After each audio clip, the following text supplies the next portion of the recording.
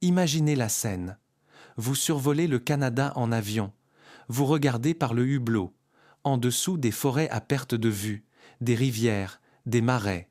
Et soudain, le pilote annonce.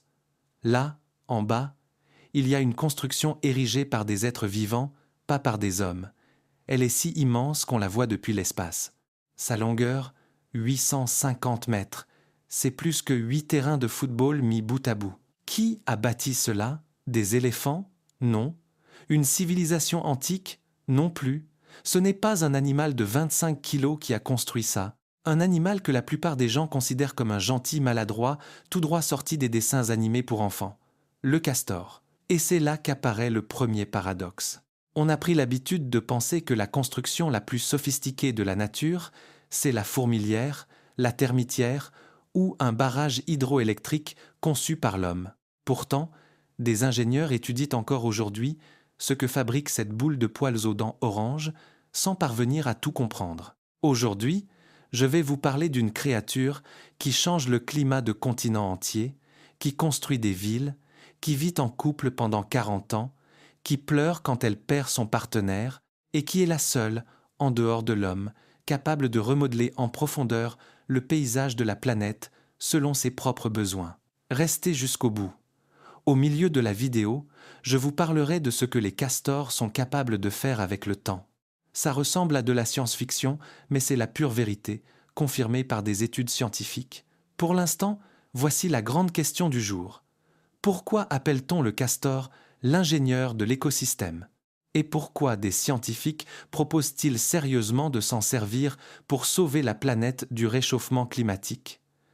Voyons cela de plus près. Ce que vous ne savez probablement pas sur le castor. Commençons par ce que vous ignorez sans doute. Il n'existe que 2 espèces de castors dans le monde. Le castor canadien, ou américain, et le castor européen, ou eurasien. Ils se ressemblent presque trait pour trait, mais génétiquement, ce sont 2 espèces bien distinctes. Le castor canadien possède 40 chromosomes, l'européen 48. Les croiser est impossible, les scientifiques ont essayé, sans succès. Les castors vivent longtemps, dans la nature jusqu'à 24 ans. En captivité, on a observé des cas allant jusqu'à 30 ans. Pour un rongeur de cette taille, c'est énorme. À titre de comparaison, un rat classique vit 2 ans, un cochon d'Inde un peu plus. Par sa longévité, le castor se rapproche davantage d'un gros chien. Le poids d'un castor adulte varie de 15 à 35 kg. C'est l'équivalent d'un enfant de 7 à 8 ans ou d'un gros labrador. Le plus grand castor jamais officiellement recensé pesait 50 kg, trouvé dans le Wisconsin dans les années 1990. On parle là de la carrure d'un adulte humain, avec des pattes et une queue en plus. D'ailleurs, la queue mérite qu'on s'y attarde. C'est l'un des outils les plus polyvalents de toute la nature. Plate, large, recouverte d'écailles semblables à celles des poissons, environ 30 cm de long pour 10 à 8 cm de large. Cette queue fait absolument tout. Elle sert de gouvernail dans l'eau, de contrepoids quand le castor abat un arbre, d'appui quand il est assis, et de signal d'alarme un coup de queue frappé sur l'eau, et toute la colonie sait instantanément qu'il y a un danger. Le bruit est si fort qu'on l'entend à un demi-kilomètre. C'est d'ailleurs ce qui m'a le plus marqué personnellement. La queue du castor est aussi une réserve de graisse. Il y stocke ses réserves pour l'hiver. À l'automne, elle est 2 fois plus épaisse qu'en été. C'est son petit réfrigérateur personnel, qu'il a toujours sur lui. Des dents en métal. Parlons maintenant des dents. Les incisives du castor sont roux orangées, presque cuivrées, et ce n'est pas de la saleté, c'est du fer. La face avant des incisives contient du fer, ce qui rend l'émail 6 fois plus dur que la normale. C'est littéralement métallique. La face arrière, elle, reste tendre. C'est là que la nature déploie une véritable solution d'ingénierie. Quand le castor ronge le bois, la face arrière tendre s'use plus vite que la face avant dure. Résultat, la dent s'aiguise toute seule. À chaque fois qu'il ronge quelque chose, le castor affûte simultanément sa dent, qui prend la forme d'un ciseau bien tranchant. Et ses dents ne cessent jamais de pousser, toute sa vie. Si le castor arrêtait de ronger, ses dents pousseraient tellement qu'il ne pourrait plus fermer la gueule, et il mourrait de faim. Voilà pourquoi il ronge sans arrêt. Ce n'est pas un passe-temps, c'est une nécessité biologique. Les scientifiques ont calculé qu'au cours de sa vie, un castor traite environ 200 tonnes de bois avec ses dents. 200 tonnes, c'est l'équivalent de 10 camions remplis à ras-bord, et tout ça avec une paire d'incisives de 5 cm de long. La vitesse d'exécution est tout aussi impressionnante. Un castor peut sectionner un arbre de 15 cm de diamètre en 5 minutes, un bouleau de la grosseur d'un bras en 2 ou 3 minutes. À la tronçonneuse, vous mettriez plus de temps, le barrage, l'invention phare du castor, et nous voilà au cœur du sujet. Pourquoi le castor est-il, après l'homme, la seule espèce capable de transformer aussi radicalement le paysage d'une planète? Le barrage. À quoi sert un barrage pour un castor? Pas pour faire joli, pas pour le plaisir. Le barrage est un outil de survie. Le castor est un animal aquatique, mais il n'est en sécurité que dans l'eau. Sur Terre, il est lent, maladroit, vulnérable face aux prédateurs. Dans l'eau, il est rapide, agile, quasiment insaisissable. Sa maison principale, la hutte, doit avoir une entrée sous l'eau. C'est une question de survie. Problème: les rivières et ruisseaux sont souvent peu profonds, et l'entrée de la hutte se retrouve hors de l'eau plutôt que dessous. Que faire? Élever le niveau de l'eau. Et comment fait-on cela? On construit un barrage.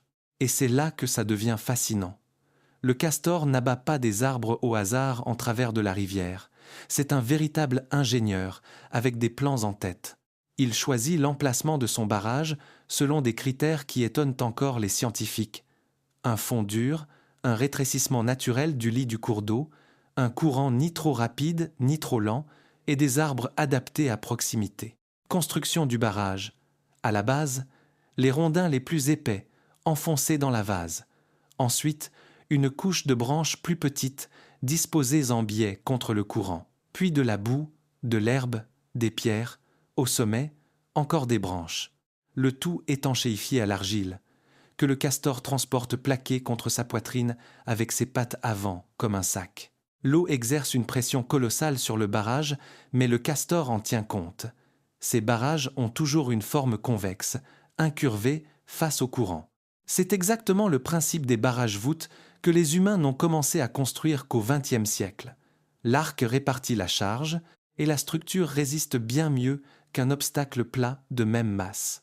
Les castors avaient compris ce principe des millions d'années avant le premier ingénieur humain. De plus, dans la plupart de ces barrages, le castor laisse des canaux de trop-plein, des passages permettant à l'excédent d'eau de s'écouler sans endommager la structure, une véritable soupape de sécurité intégrée, comme les vannes d'un vrai barrage. Et voici la partie la plus incroyable, la longueur des barrages de castor. Un barrage ordinaire mesure entre 10 et 20 mètres. Mais certains records relèvent carrément de la science-fiction. Dans le parc national Wood Buffalo, au Canada, se trouve le plus long barrage de castor sur Terre, 850 mètres de long, presque 1 kilomètre. Il a été découvert en 2007 sur des photos satellites. Les gardes du parc, qui y travaillaient pourtant depuis des décennies, ignoraient son existence, car il se cache dans une zone marécageuse difficile d'accès. Les chercheurs ont établi que ce barrage a au moins 75 ans. Plusieurs générations de castors l'ont construit. Aujourd'hui, toute une colonie y vit, et le lac qu'il a créé se voit depuis l'espace. Les astronautes de la Station spatiale internationale l'ont même photographié depuis l'orbite. 850 mètres de barrage construit par une créature de 25 kilos. C'est comme si un être humain, à main nue, avait bâti un mur de la longueur de la Grande Muraille de Chine. Franchement, quand j'ai découvert ce chiffre, j'ai dû vérifier 2 fois. Je pensais à une erreur ou à une formation naturelle. Non, c'est bien un barrage construit par des castors, 850 mètres, plus d'1 kilomètre avec ses ramifications. Un castor abat, à lui seul, entre 200 et 300 arbres par an. Imaginez, vous vous réveillez chaque matin et, avant d'aller travailler, vous abattez un arbre, puis vous partez au travail. Et ainsi de suite, chaque jour. Et ce n'est pas tout. Il faut aussi l'ébrancher, le débiter, le transporter jusqu'au chantier, le disposer au bon endroit, le tout à la seule force de ses muscles et de ses dents. Et vous, avez-vous déjà vu un barrage de castor en vrai, pas en photo, de vos propres yeux? Si oui, dites-le en commentaire. Où c'était et l'impression que ça vous a fait. Je suis vraiment curieux de savoir combien de personnes ont pu observer cette merveille d'ingénierie naturelle, la hutte. Un chef-d'œuvre architectural. Mais le barrage n'est que l'infrastructure. La vraie maison du castor, c'est la hutte, une prouesse architecturale à part entière. Elle est construite au milieu de l'étang formé derrière le barrage. Vue de l'extérieur, elle ressemble à un tas de branches en désordre, une île informe de brindilles. Mais c'est une illusion. À l'intérieur, une construction remarquablement sophistiquée, avec plusieurs pièces, une ventilation minutieusement pensée et plusieurs sorties. Une hutte standard possède 2 entrées, toutes deux sous l'eau, une protection contre les prédateurs. Personne d'autre que le castor ne peut y pénétrer sans savoir plonger ni connaître l'emplacement exact du tunnel immergé. Ces tunnels mesurent de 1 à 3 mètres de long. À l'intérieur, une plateforme au-dessus du niveau de l'eau sert d'antichambre, où le castor s'ébroue, se sèche et se repose après avoir nagé. Plus loin, la véritable chambre. C'est là qu'ils dorment, mangent, et où naissent les petits. Dans les huttes les plus grandes et les mieux établies, on observe même une répartition des espaces. Une zone pour dormir, une autre pour manger, une autre encore pour les petits. Je n'exagère pas. Des biologistes ayant filmé l'intérieur des huttes avec des caméras ont bien constaté cette organisation en zones distinctes. L'épaisseur des parois va d'1 mètre à 1,50 m, entièrement recouverte d'une épaisse couche d'argile. En hiver, cette argile gèle et se transforme en véritable béton, si dur que même un ours ou un loup ne peut le briser. La température à l'intérieur de la hutte reste autour de plus 5 degrés Celsius en hiver, alors qu'il peut faire négatif 40 degrés Celsius dehors, 45 degrés d'écart, sans chauffage, sans électricité, uniquement grâce à une isolation thermique parfaite et à la chaleur corporelle des castors. Le toit possède une petite ouverture de ventilation, presque invisible, par laquelle s'échappe le CO2 et l'humidité, tandis que l'air frais entre. Ce n'est pas un hasard, c'est une solution d'ingénierie délibérée. Des scientifiques ont mesuré la composition de l'air à l'intérieur des huttes. Elle est quasiment idéale pour un mammifère. Je dois avouer que ça m'a bluffé. Je pensais que la hutte du castor n'était qu'un tas de branches, et il s'agit en réalité d'une maison avec des pièces réparties, une ventilation, plusieurs sorties et des systèmes de protection. Un rongeur de la taille d'un gros chat s'est construit une véritable villa de banlieue avec piscine privée. La hutte n'est d'ailleurs pas le seul type d'habitat des castors. Si la berge s'y prête haute, ferme, argileuse, le castor peut creuser un terrier composé de plusieurs chambres avec une entrée sous l'eau.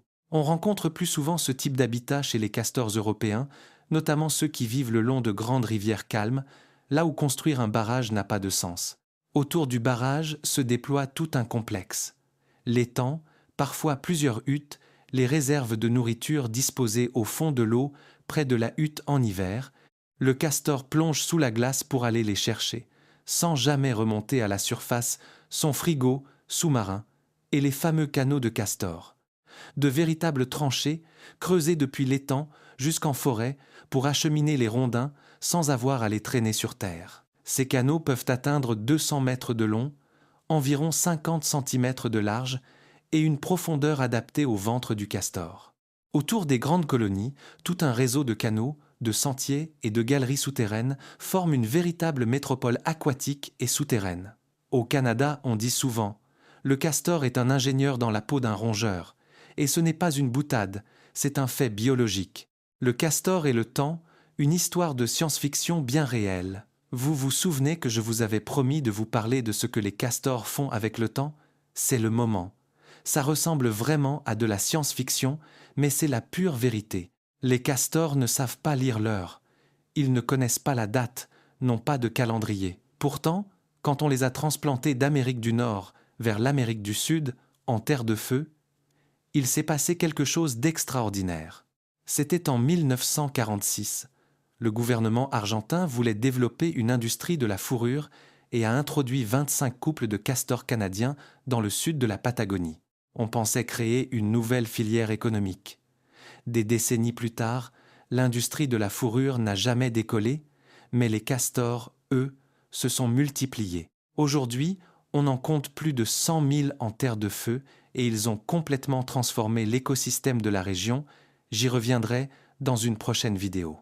Ce qui compte pour notre sujet du temps, c'est ceci. En observant les castors dans l'hémisphère sud, les scientifiques ont remarqué une chose stupéfiante. Le castor s'est mis à construire ses barrages à une période de l'année différente, parce que les saisons y sont inversées, l'été s'y étend de décembre à février, l'hiver de juin à août, et le castor s'est adapté.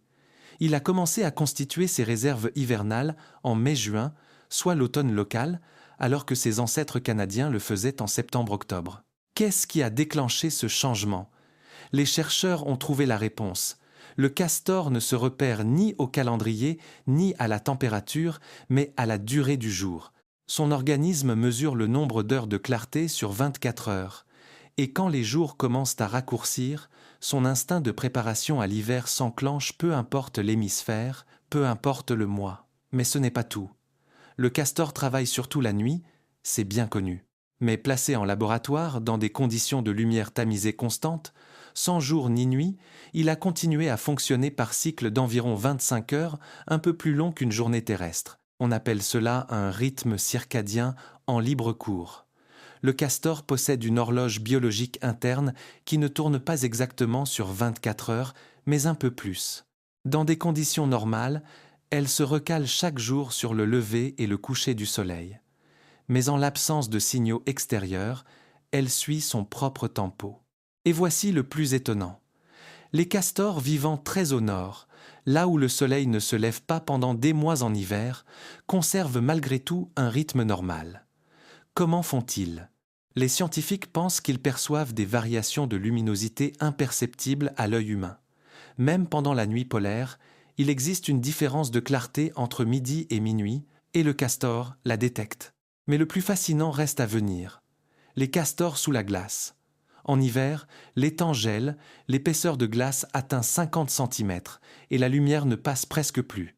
Sous cette voûte de glace, le castor vit pendant des mois, non pas en hibernation, mais activement, pleinement. Comment s'y retrouve-t-il dans le temps sans voir le ciel? Il s'avère que ces rythmes biologiques s'étirent. La journée ne dure plus 24 heures, mais 26, 28, parfois même 30 heures. Le castor vit alors littéralement selon son propre temps, déconnecté du monde extérieur, puis, au printemps, quand la glace fond, il retrouve rapidement son rythme normal. C'est ce qui m'a personnellement le plus marqué dans toute cette histoire. Une petite bête de 25 kilos, avec un cerveau gros comme une noix, capable de basculer entre plusieurs systèmes temporels selon les conditions, tous les humains n'en sont pas capables. La vie sociale et émotionnelle des castors. Passons maintenant au volet émotionnel, car le castor n'est pas une machine à abattre des arbres. C'est une créature à la vie sociale extrêmement complexe, l'une des plus fascinantes chez les mammifères. Les castors sont monogames. Ils forment des couples pour la vie, pas pour une saison, pas pour un an, pour la vie entière. Si le partenaire meurt, beaucoup de castors ne cherchent pas de nouveaux compagnons et restent seuls, parfois jusqu'à la fin de leur jour. Dans une colonie du Minnesota, des biologistes ont suivi pendant 20 ans un mâle dont la partenaire était morte. Il est resté seul dans leur hutte, a continué à entretenir le barrage, à le réparer chaque saison, à faire ses réserves, mais n'a jamais reformé de couple. Il a vécu 6 années de plus et est mort dans la même hutte qu'ils avaient construite ensemble. Les castors manifestent une véritable affection envers leur partenaire. Ils se toilettent mutuellement le pelage, partagent la nourriture, dorment blottis l'un contre l'autre. Les biologistes appellent cela un comportement affiliatif. Quand l'un des deux est stressé ou effrayé, l'autre s'approche, s'assoit à ses côtés, le touche de la patte, l'équivalent direct d'une étreinte humaine réconfortante. Une famille de castors, c'est une famille au sens classique, les parents, les petits de l'année et ceux de l'année précédente. Une hutte abrite en général de 4 à 8 castors, parfois jusqu'à 12. Les petits, qu'on appelle castorons, naissent généralement au nombre de 2 à 4 par portée, pesant chacun environ 500 grammes à la naissance, l'équivalent d'une plaquette de beurre. Ils ont les yeux ouverts dès la naissance, un pelage déjà épais et doux et savent nager dès le premier jour. Ce qui est vraiment étonnant, c'est que les castorons restent avec leurs parents pendant 2 années complètes, comme des adolescents chez les humains, toute proportion gardée.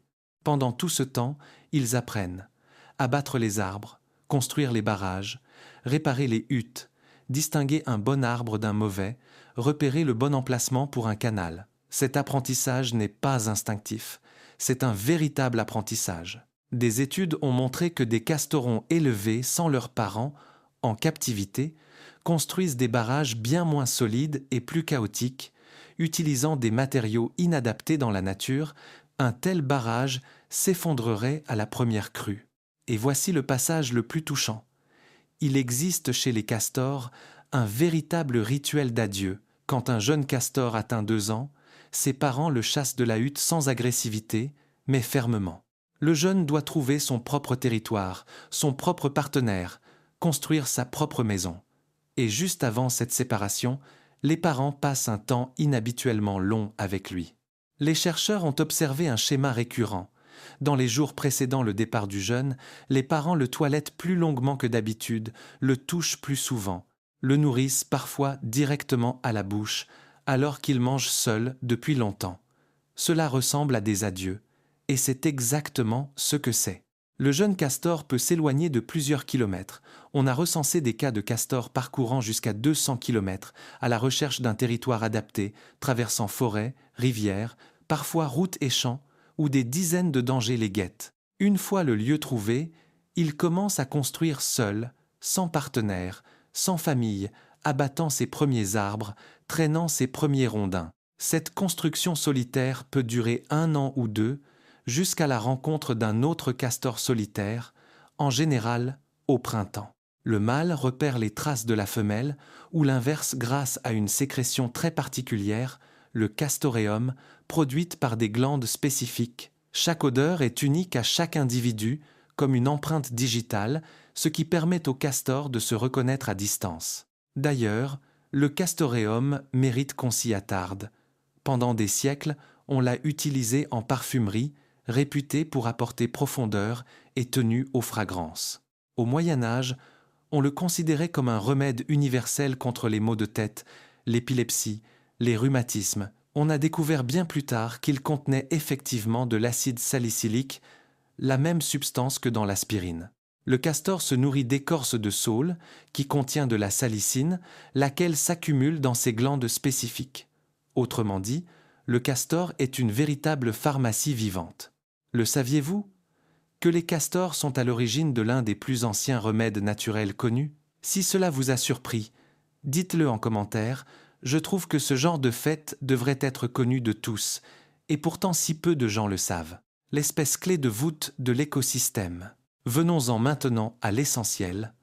Pourquoi appelle-t-on le castor une espèce clé de voûte de l'écosystème ? Une espèce clé de voûte est une espèce dont la présence ou l'absence bouleverse radicalement tout l'écosystème environnant. Elle disparaît, et l'écosystème tout entier commence à s'effondrer. Elle réapparaît, et il se met à s'épanouir. Le castor est l'exemple classique d'espèce clé de voûte si classique qu'on le cite dans de nombreux manuels de biologie comme illustration principale de ce concept. Imaginez un simple ruisseau forestier. Des arbres sur les berges, quelques poissons dans l'eau, quelques insectes sur l'herbe, un écosystème plutôt pauvre. Arrive le castor, qui construit son barrage. Un étang se forme. Il inonde une partie de la forêt. Certains arbres meurent, d'autres, au contraire, profitent de l'humidité supplémentaire et poussent mieux. De nouvelles espèces de poissons apparaissent dans l'étang, celles qui préfèrent l'eau calme, ainsi que des grenouilles, des tritons.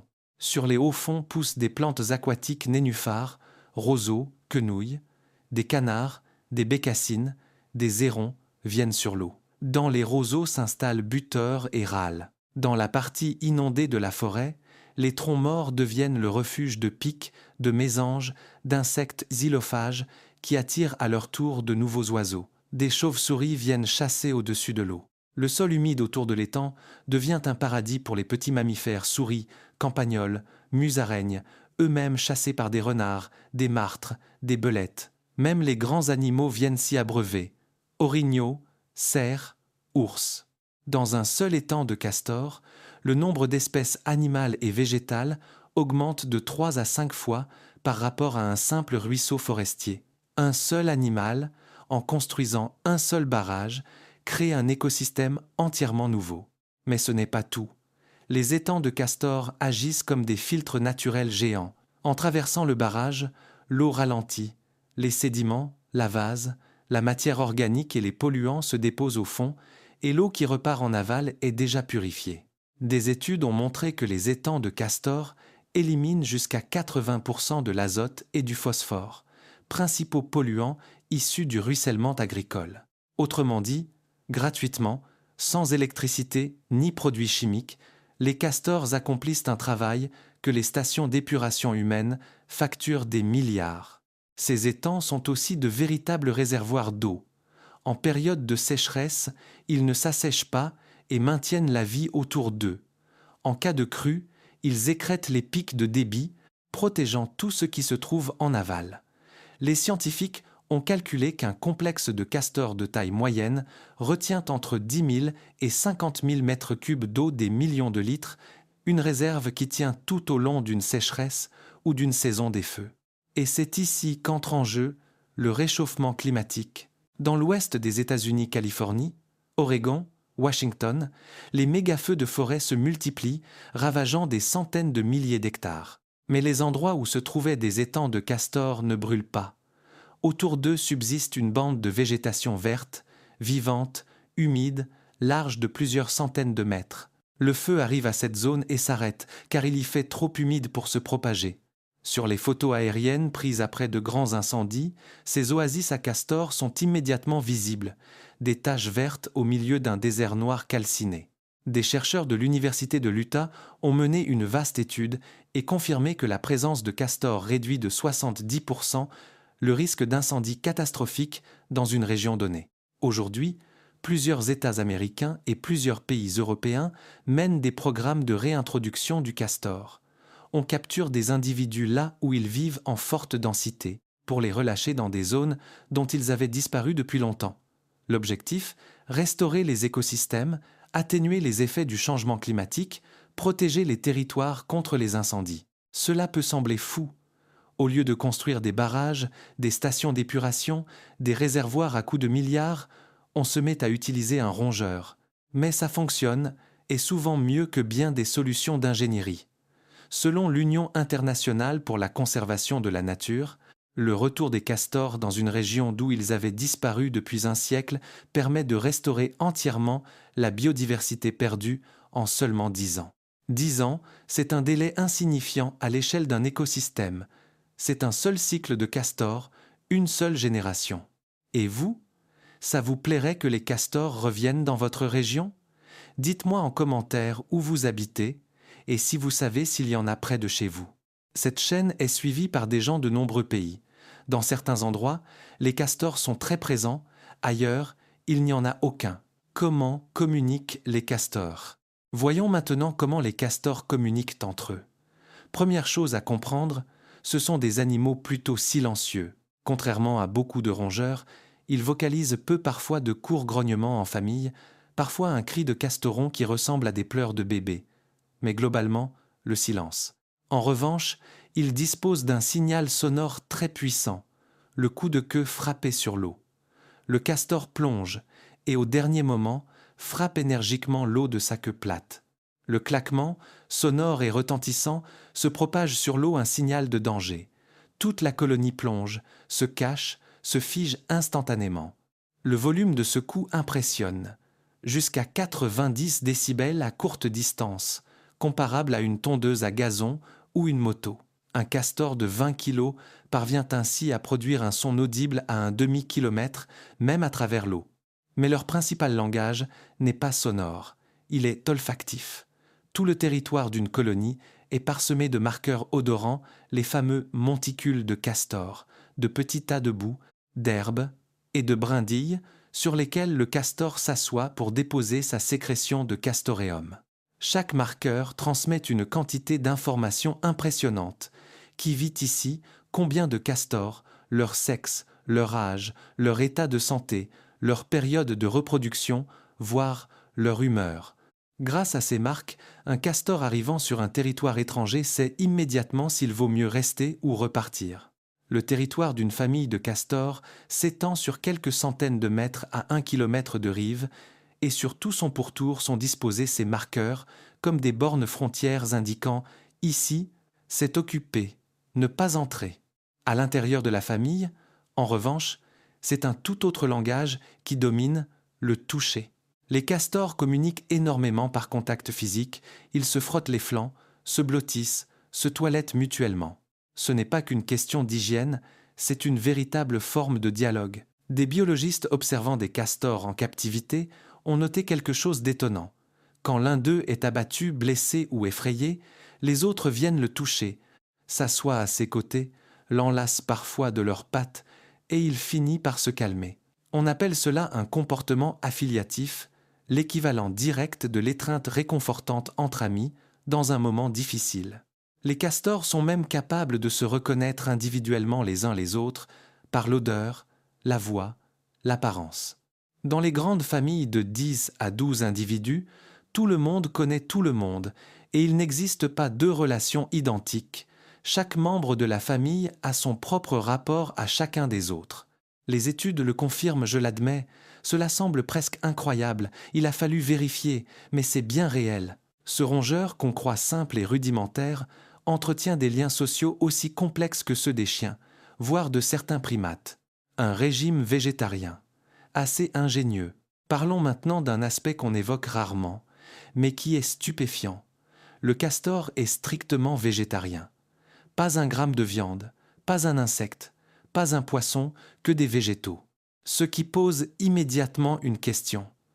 Comment une créature de cette taille survit-elle à un régime uniquement végétal en plein hiver nordique, entouré de neige et de glace? La réponse est fascinante. En été, le régime du castor est varié. Feuilles, herbes, plantes aquatiques, jeunes pousses, écorces tendres. Il apprécie particulièrement les nénuphars, dont il extrait les rhizomes du fond de l'eau, ainsi que les quenouilles et les jeunes roseaux, bref, tout ce qui pousse de vert près de l'eau. Mais en hiver, le tableau change. L'étang gèle, il n'y a plus d'herbe, plus d'accès à la terre.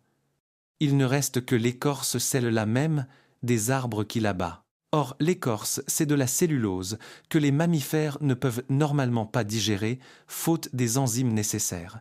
C'est pourquoi, chez l'homme, les fibres alimentaires traversent l'organisme sans être assimilées. Comment le castor survit-il donc à un régime d'écorce? Il possède en lui une véritable usine.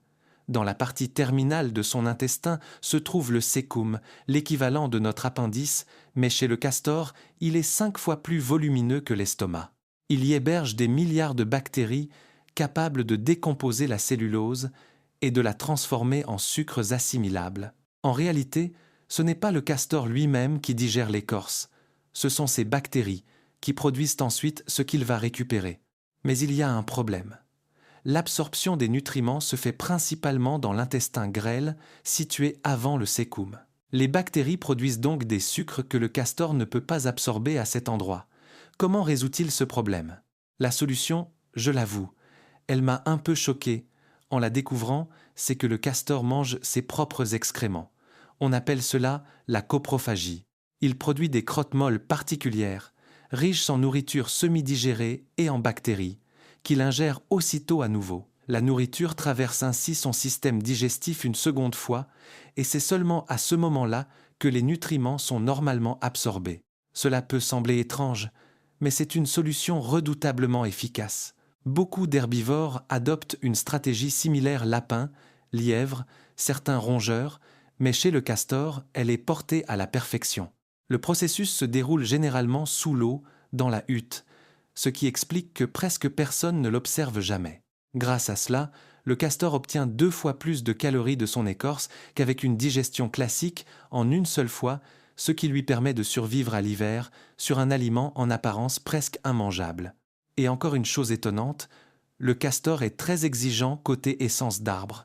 Il a ses préférés le tremble, le saule, le bouleau, le peuplier, c'est moins apprécié le chêne, l'aulne, l'érable, et c'est dédaigné, les conifères, qu'il ne mange jamais. Pourquoi ces préférences? D'abord, la chimie de l'écorce. Les essences préférées contiennent plus d'amidon et de sucre, moins de tanins amers. Ensuite, la souplesse du bois, plus facile d'abattre un tremble qu'un chêne. Enfin, la teneur en eau. Saules et peupliers poussent près de l'eau. Leur bois est humide, tendre, facile à ronger. Des chercheurs du Minnesota ont mené une expérience en proposant aux castors des rameaux de différentes essences, et il s'est avéré qu'ils choisissaient presque toujours ceux qui contenaient le maximum de nutriments, non pas à la vue, mais à l'odorat, grâce à un flair capable de distinguer les concentrations de sucre dans l'écorce. C'est ce qui m'a personnellement le plus marqué. Le castor est un véritable gourmet, un petit connaisseur tout en fourrure qui goûte le bois comme on déguste un vin et choisit toujours ce qui se fait de mieux. Autre détail intéressant, dans chaque garde-manger d'hiver installé sous l'eau, la famille mélange les essences appréciées et les moins appréciées. Pourquoi ne pas garder que les meilleures? Parce que le castor conserve aussi les essences moins bonnes comme réserve stratégique. Si l'hiver s'avère plus long que prévu, si les stocks préférés viennent à manquer, bouleaux, aulnes et même conifères serviront de dernier recours. Une réserve de garde-manger moyenne pèse environ 1 tonne de branches 1000 kg de bois, suffisante pour nourrir une famille de 4 à 6 individus jusqu'au printemps. Une anatomie taillée pour l'exploit. Voyons maintenant comment le corps du castor est conçu, car construire une cité sous-marine et abattre des arbres n'est possible que pour un organisme très particulier. Commençons par les pattes. Les pattes avant et arrière du castor sont radicalement différentes. Les avant sont petites, dotées de doigts préhensiles, presque comme des mains. Elles lui servent à manipuler des objets, saisir des branches, transporter des pierres, pétrir l'argile, se toiletter, creuser. Les pattes arrière, elles, sont grandes, palmées comme des nageoires. C'est avec elles seules qu'il nage, les pattes avant restant plaquées contre son torse. Une répartition du travail assez inhabituelle chez les mammifères, qui nagent en général avec leurs 4 membres. L'évolution en a fait un plongeur qui garde malgré tout des mains. Et ses pattes sont puissantes.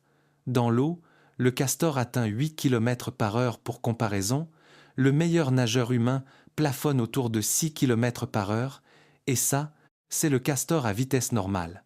En cas de danger, il va encore plus vite. Sous l'eau, il peut rester longtemps en apnée, jusqu'à 15 minutes. Comment fait-il? Grâce à tout un ensemble d'adaptations. D'abord, des poumons proportionnellement très volumineux. Ensuite, un ralentissement du rythme cardiaque. En plongée, son cœur passe de ses 140 battements par minute habituels à 20 à 30, économisant ainsi l'oxygène. Ensuite, un sang particulier, capable de transporter davantage d'oxygène.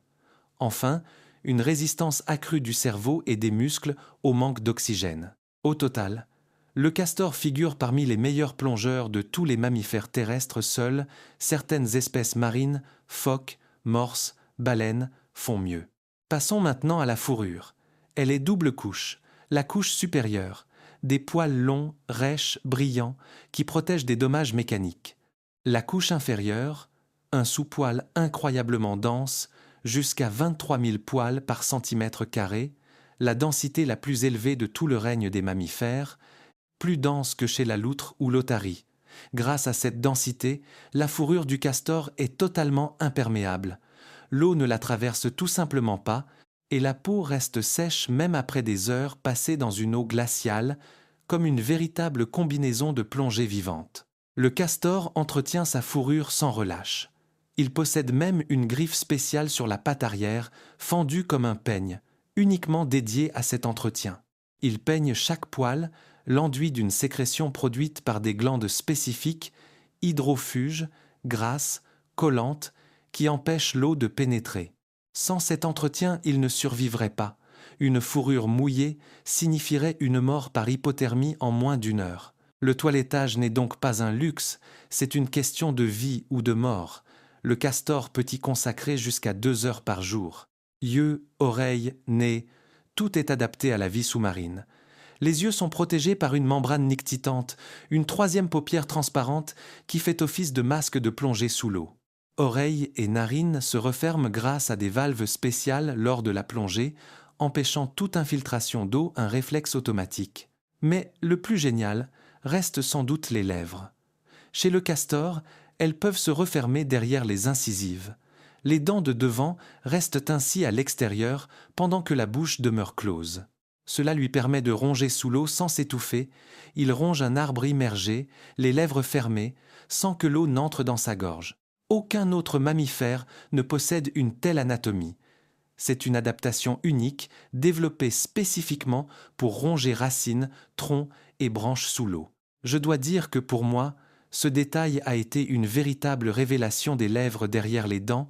On dirait la trouvaille d'un ingénieur un peu fou, alors que c'est simplement le résultat de millions d'années d'évolution. Enfin, le cerveau.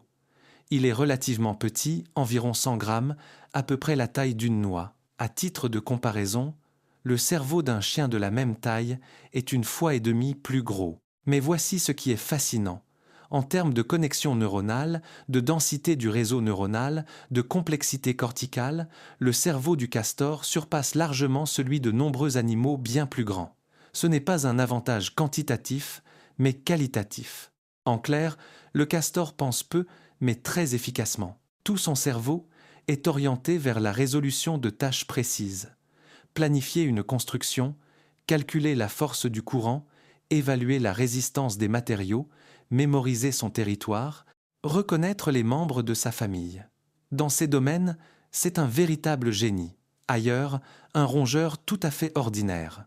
Les scientifiques appellent cela une intelligence spécialisée, non pas une intelligence universelle capable de tout, mais un outil cognitif taillé sur mesure pour une tâche précise. Et la tâche du castor, c'est d'être l'ingénieur de son écosystème. Il possède exactement le cerveau qu'il faut pour ça. Ce que nous avons fait au castor. Voyons maintenant ce que nous avons fait des castors et pourquoi c'est important. Autrefois, environ 200 millions de castors peuplaient la planète, 100 millions en Amérique du Nord, autant en Europe et en Asie réunies. Toute la partie nord des deux continents était couverte d'un réseau d'étangs de castors. Le climat, les paysages, les écosystèmes, tout était différent. Ces régions étaient bien plus humides, bien plus résistantes à la sécheresse, bien plus riches en vie. Puis l'homme est arrivé, avec ses pièges.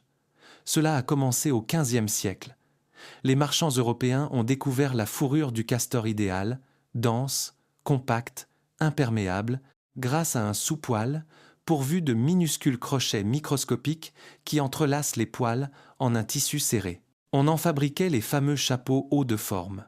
Dans toutes les capitales européennes, tout homme respectable en portait un chapeau, un castor. En Europe, les castors ont ainsi été presque totalement exterminés. Dès le XVe siècle, il n'en subsistait que dans quelques rares endroits difficiles d'accès, quelques populations isolées en Russie, en Norvège, en France. Tout le reste avait été éradiqué. Le commerce de la fourrure de castor s'est alors déplacé vers l'Amérique du Nord, où a commencé un véritable massacre. La Compagnie de la baie d'Hudson, la Compagnie du Nord-Ouest, toutes se consacraient à une seule chose, tuer des castors à l'échelle industrielle. Des millions de peaux chaque année. Des peuples autochtones entiers sont devenus fournisseurs de fourrure de castor, l'économie de régions entières reposant sur ce commerce. Au début du XXe siècle, il ne restait en Amérique du Nord qu'environ 100 000 castors sur 100 millions à l'origine, une perte de 99% de la population. Et dès que les castors ont disparu, les problèmes ont commencé. Les rivières se sont asséchées, les sources ont tari, les marais se sont transformés en prairies sèches, puis en semi-déserts. Les incendies de forêt se sont multipliés. Les crues sont devenues plus destructrices. Il est devenu évident que les castors maintenaient à eux seuls tout ce système hydrique, et qu'en les retirant, tout s'est effondré. La prise de conscience n'est venue qu'au XXe siècle, avec le lancement de programmes de protection, de restauration des populations, de réintroduction. Aujourd'hui, on compte en Amérique du Nord environ 10 à 15 millions de castors, encore 10 fois moins qu'à l'origine, mais on n'est plus au bord de l'extinction. En Europe, la situation est similaire. En Russie, par exemple, il ne restait au début du XXe siècle qu'environ 1000 castors pour tout ce vaste pays. On en compte aujourd'hui environ 150 000. La restauration a été lente, s'étalant sur des décennies, mais elle se poursuit. Il n'existe pas de réponse unique à la question de savoir pourquoi les castors ont si facilement succombé sous la pression humaine. Plusieurs facteurs se combinent. D'abord, un facteur purement quantitatif, une fourrure trop précieuse, une demande trop forte qu'aucune population ne pouvait supporter. Ensuite, un facteur comportemental. Contrairement à beaucoup d'autres animaux, les castors ne fuient pas facilement leur habitat. Ils restent attachés à un barrage précis, à une hutte précise, et le chasseur qui trouve une colonie l'élimine entièrement, individu après individu. Enfin, un facteur écologique. Les barrages de castors sont très visibles, faciles à repérer contrairement à un terrier ou un nid, on les voit à des kilomètres, ce qui les rend faciles à traquer. Ces trois facteurs combinés expliquent une extermination quasi totale. Une leçon en 2 temps. Terre de feu et retour du Royaume-Uni. Mais l'histoire ne s'arrête pas là. Vous vous souvenez de la Terre de feu? Là-bas, c'est l'histoire inverse. Les 25 couples de castors canadiens relâchés en Argentine en 1946 sont devenus plus de 100 000 individus, occupant toute la Terre de feu et commençant même à coloniser le continent. Et c'est là que le bas blesse. Les arbres de la Terre de feu, principalement des Notophagus, êtres australes, n'ont pas évolué aux côtés des castors.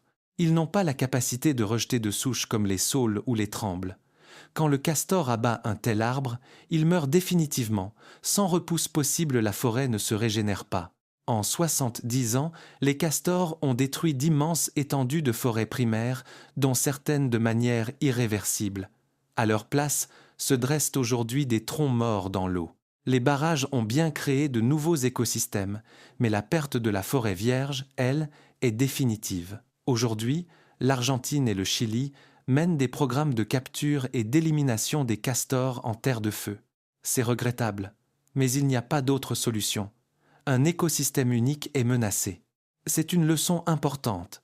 Les castors sont des ingénieurs de génie dans leur écosystème d'origine, mais s'ils sont introduits là où on ne les attend pas, les conséquences peuvent être catastrophiques. La nature ne tolère pas les transplantations d'espèces prises à la légère. Vous vous souvenez que je vous ai parlé du barrage construit sur 75 ans?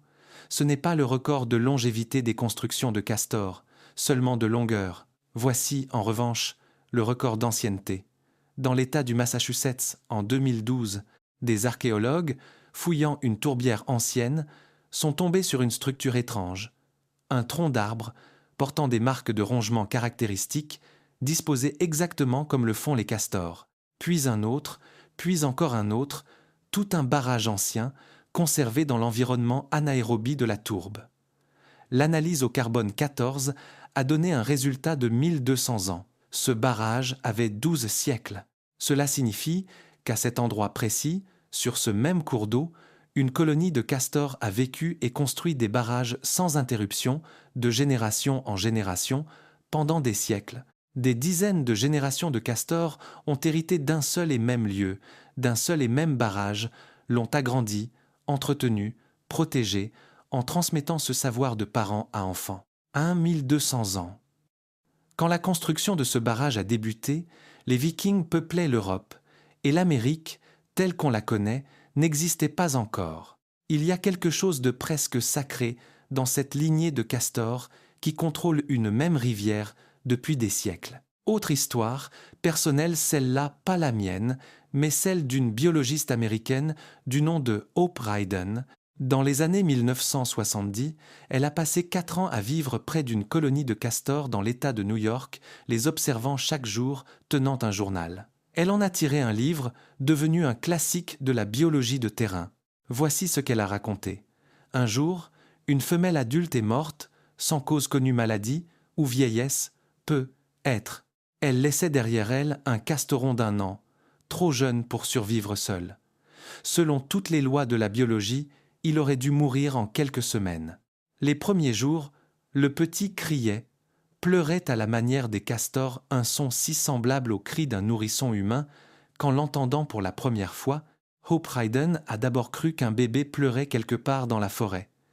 Il ne quittait pas la hutte, ne mangeait pas, cherchait sa mère. Après quelques jours, sa sœur aînée, âgée de 2 ans et sur le point de quitter le territoire familial, a commencé à venir vers lui. Selon toutes les règles, elle aurait dû partir vivre sa vie, chercher un partenaire, construire sa propre maison. Mais elle est restée et s'est mise à nourrir son petit frère. Elle lui apportait de tendres rameaux, lui apprenait à nager dans des endroits adaptés, le toilettait, dormait avec lui, dans la hutte, pour le réchauffer. Cela a duré près d'1 an. La sœur est restée sur le territoire parental pour élever son petit frère, renonçant ainsi à la meilleure période de l'année pour fonder sa propre famille. Ce n'est que lorsqu'il est devenu suffisamment fort et autonome qu'elle est partie chercher son propre territoire avec 1 an de retard sur ce qu'elle aurait pu faire.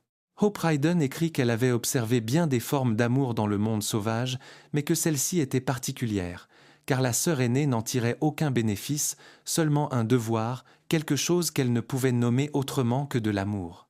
Les castors ne lisent pas de romans, ne regardent pas de films, n'ont jamais entendu parler de valeurs familiales, mais ils se comportent exactement comme le ferait une famille. Et c'est un comportement extrêmement humain, ou plus précisément, c'est ce que nous appelons humain, faute d'un autre mot. Peut-être s'agit-il simplement d'un comportement propre à toutes les espèces qui vivent longtemps et élèvent longuement leur progéniture, et nous ne sommes qu'une espèce parmi tant d'autres à vivre. Ainsi, pas la seule. Pour finir sur une note inspirante, au Royaume-Uni, le dernier castor a été tué il y a 400 ans. Pendant 4 siècles, ces îles n'en ont plus vu un seul. Des générations entières de Britanniques ont grandi sans jamais savoir à quoi ressemble un castor à l'état sauvage. En 2009, les premiers castors ont été relâchés officiellement et légalement en Écosse, puis en Angleterre, au Pays de Galles, d'abord quelques individus en guise d'expérience, puis des dizaines, des centaines, et les rivières se sont remises à vivre. Là où les castors sont réapparus, des espèces disparues depuis des siècles sont revenues au bout de quelques années. Loutres, poissons rares, oiseaux d'eau. En 2022, le gouvernement britannique a officiellement reconnu le castor comme espèce restaurée et protégée. Un animal exterminé il y a 400 ans est revenu, et avec lui, une partie de la nature qu'on croyait perdue à jamais. C'est l'histoire d'une preuve. Certaines erreurs peuvent être réparées, si on le veut vraiment, si on agit. La nature pardonne, mais pas toujours, et pas tout. En guise de conclusion, ce qui est étrange, c'est que le castor vit juste à côté de nous. Pas dans la jungle, pas dans les abysses, pas en Antarctique, dans nos forêts, nos rivières, parfois même en périphérie de nos villes. N'importe qui pourrait, en théorie, sortir en pleine nature et tomber sur un barrage de castors. C'est un animal de notre quotidien. Et pourtant, nous n'en savons presque rien.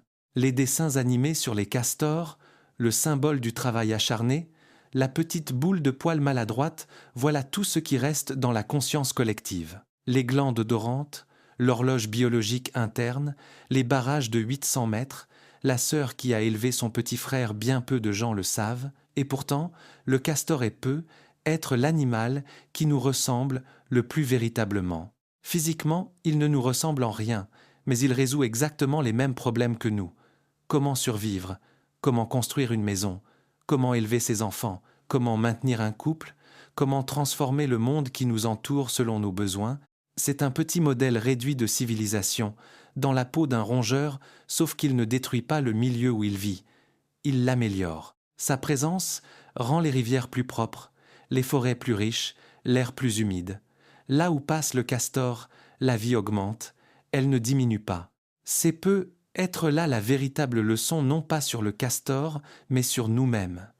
Que bâtir ne signifie pas nécessairement détruire. Que le génie de l'ingénierie peut se mettre au service de la création et non de la destruction. Que l'on peut vivre 1000 ans sur le même cours d'eau sans jamais l'épuiser, mais en le rendant au contraire plus riche. Le castor ne sait pas qu'il est un génie. Il vit, tout simplement. Chaque jour, il abat un arbre. Chaque nuit, il répare son barrage. Chaque automne, il fait ses réserves de branches. Chaque printemps, il met au monde des petits. Et ainsi, dizaines de générations après dizaines de générations, siècle après siècle, à l'échelle des époques géologiques. Nous sommes une jeune espèce, à peine quelques centaines de milliers d'années. Les castors, eux, sont bien plus anciens, leur lignée évolutive remonte à des dizaines de millions d'années, et depuis tout ce temps, ils font la même chose, construire, transformer, faire vivre. Dans les fouilles paléontologiques, on a même retrouvé des restes de castors géants de la taille d'un ours, vivant il y a plusieurs centaines de milliers d'années. Eux aussi construisaient des barrages, simplement plus grands.